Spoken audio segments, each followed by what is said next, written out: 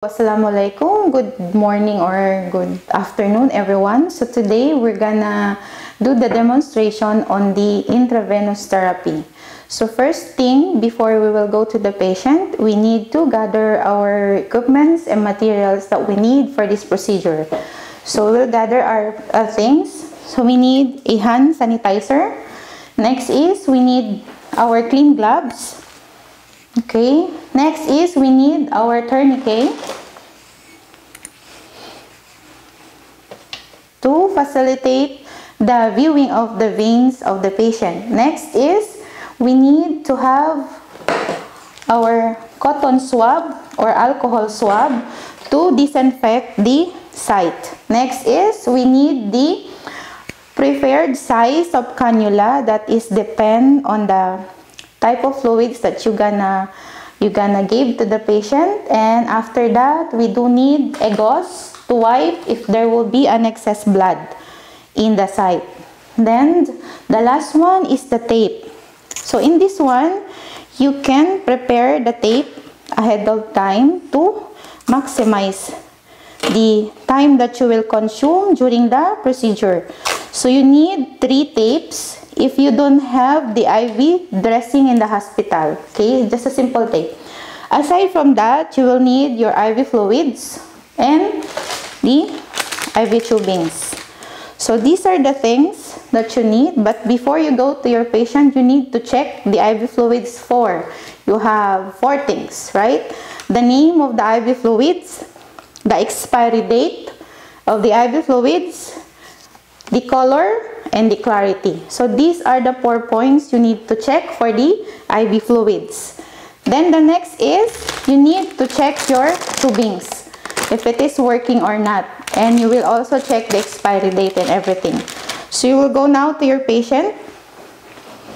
You will prepare the IV fluids before you would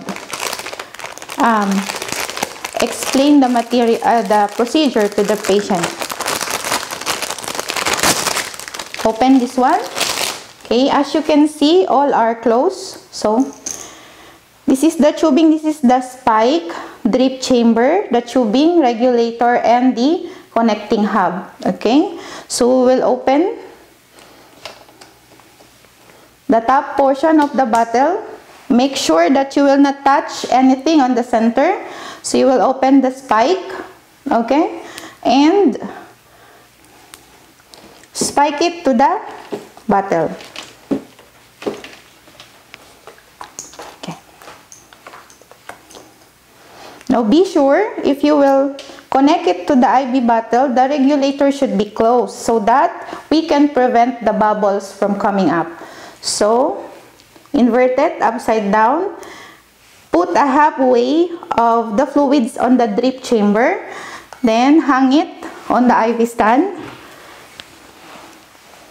Okay, and open the regulator to release the fluids.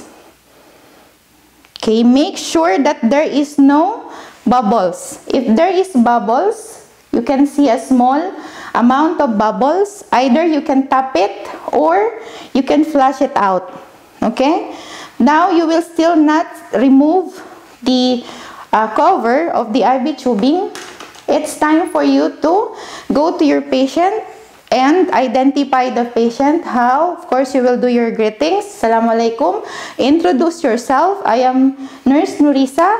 Are you Muhammad or are you Abdullah? Because we want to know the patient identification. So that's the ways on how to do it. You will ask the name and you will also compare the patient identification band against the chart. So these are the things, and you will explain the procedure. Today I'm gonna put on an how you call this one, a cannula to you, and please this will be a little bit discomfort, but please bear with us. Okay, so that's it.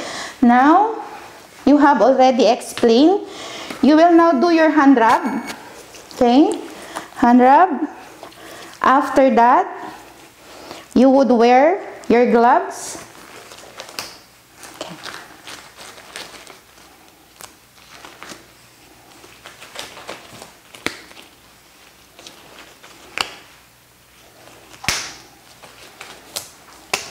make sure the hand sanitizer should be dry before you would wear the gloves because it's kind of sticky.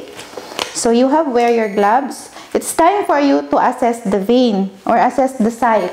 What are the things you need to assess? Number 1, the skin turgor. Skin turgor should be less than 2 seconds. If you're gonna pinch the skin, it will go back to its normal state. If more than 2 seconds, that's a poor skin turgor. That would indicate dehydration or the patient is having edema. Next is, you're gonna check if the site is free from trauma, wounds, burns, or hematoma. So these are the condition that you need to check. Next is, you would check if the patient has a bleeding tendencies. How? You will check the file if the patient is having heparin or taking Coumadin. So if that's the case, you need to have an extra caution in inserting the cannula. Then, after that, you have decided which site that you're gonna insert the cannula. It's time for you to apply the tourniquet. 4 to 6 inches, 10 to 15 centimeter away from the site. Okay. Then you would instruct the patient to open and close his or her fist. After that, you will cleanse the site, circular motion from center to outer or upward to downward. Then open the cannula. Okay. Open the cannula, remove the cover. The bevel should be facing you. This one, okay? And insert it in a 45-degree angle. Okay, so you would instruct the patient to stay still during the procedure because it might hurt him. So, insert the half. You can see there is a backflow. If there is a backflow, now you will remove the tourniquet. Okay, remove the tourniquet and insert all of the rest of the cannula. Then, you can remove the covering, press with your non-dominant hand so that the blood will not come out, and remove the needle. Connect the tubings. Okay, you can see. Then, after that, if there is blood, excess blood, you can wipe it. Then, throw it on the sabala or in the garbage. Then, tape it. Okay. Tape it to stabilize the cannula. Okay, one more tape. Okay.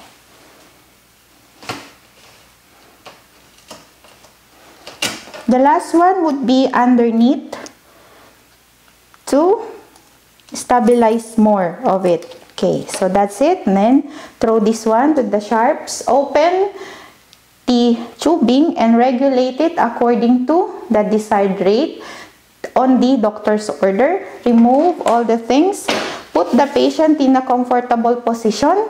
Remove your gloves and record the entire procedure. Thank you.